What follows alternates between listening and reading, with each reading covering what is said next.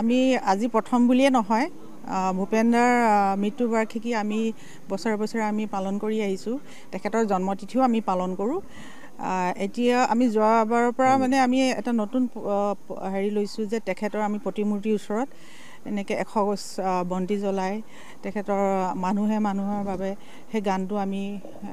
গাম বুলি মানে আমি সকলোৱে মানে তেওঁলোক আমাৰ সাহিত্য সভাৰ ফালৰ পৰা মানে আলোচনা কৰা হ'ল সিদ্ধান্ত লোৱা হ'ল আৰু আমি যথেষ্ট আৱেগিক হৈ পৰিছোঁ আজিৰ দিনটোত বিশেষকৈ তেখেত মানে আমাৰ মাজত নাই যদিও সদায় আমাৰ মাজত চিৰদিন জীয়াই থাকিব। যেহেতু নগৰাঞ্চললৈ আহি গৈছিল হয় আপোনালোকে চাগে সান্নিধ্য পাইছে কি ক'ব বিচাৰে? হয় মই বিশেষকৈ ওচৰৰ পৰা পাইছোঁ যথেষ্ট ওচৰৰ পৰা পাইছোঁ দাদাক আৰু মই পেছাত মই এগৰাকী নাৰ্ছ হয় তেখেতক মই ওচৰৰ পৰা পাইছোঁ 4 মাহ মানে তেখেতৰ লগত আছিলোঁ GNRCত। এই অনুষ্ঠান আয়োজন কৰা হৈছিলে নুমলীগড় শোধনাগাৰ নগৰাঞ্চলতো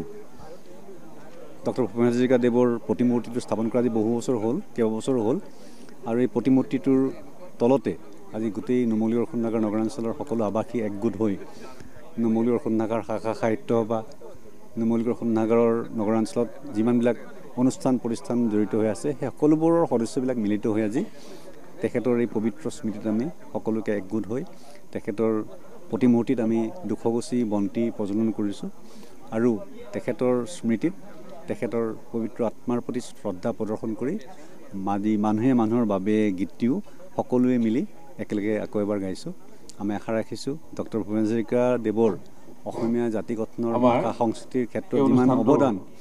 সেই অৱদান চিৰযুগমীয়া হৈ থাকিব আৰু আহি থকা ভৱিষ্যত প্ৰজন্মৰ যুৱক যুৱতীসকলেও তেখেতৰ এই অতুলনীয় অৱদানৰ কথা সদায় মনত ৰাখিব আৰু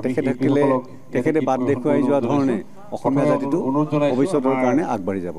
যিকোনো খবৰৰ বাবে যোগাযোগ কৰক 7099017330 লগতে 7099017110 নম্বৰত।